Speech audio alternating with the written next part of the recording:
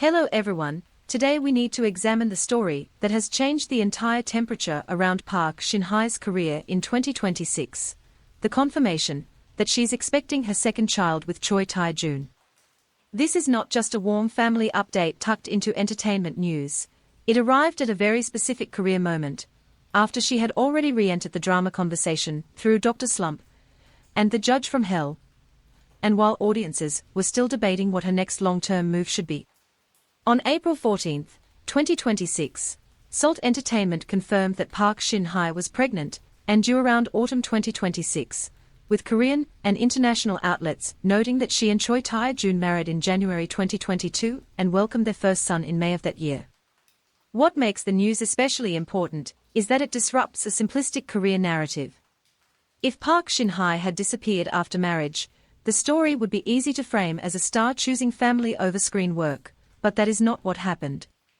She returned with Dr. Slump, a drama that dealt directly with burnout and emotional collapse, then took a much sharper turn with The Judge from Hell, where she played a judge possessed by a demon and publicly stepped away from her long-standing sweet romance image.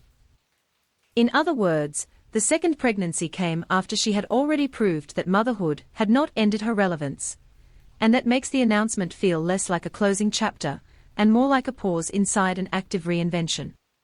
The fan response reflects that tension. Many viewers reacted with genuine happiness because Park Shin-hye and Choi Joon are seen as one of the steadier celebrity couples in Korean entertainment, especially because their relationship has never depended on constant publicity or public couple branding. But alongside the congratulations, there was also a practical anxiety.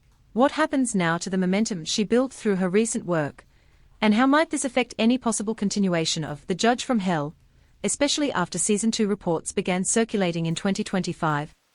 That is not a selfish reaction, as much as it is proof that audiences are deeply invested in her next professional move. There is also a bigger industry question underneath all of this.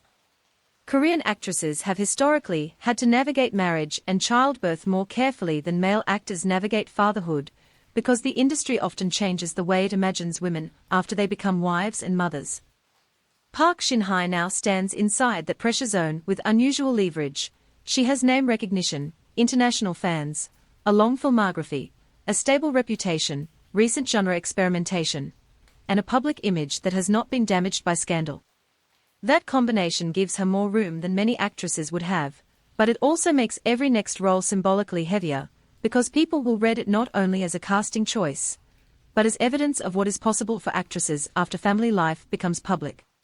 So the real question is not whether Park Shin-hye can come back again. She has already answered that once. The more interesting question is whether the industry will allow her next return to be as bold as her last one, or whether producers will try to soften her image because motherhood makes them imagine her differently. When she returns after welcoming her second child, the role she chooses may tell us more about the future of Korean actresses than any official statement ever could.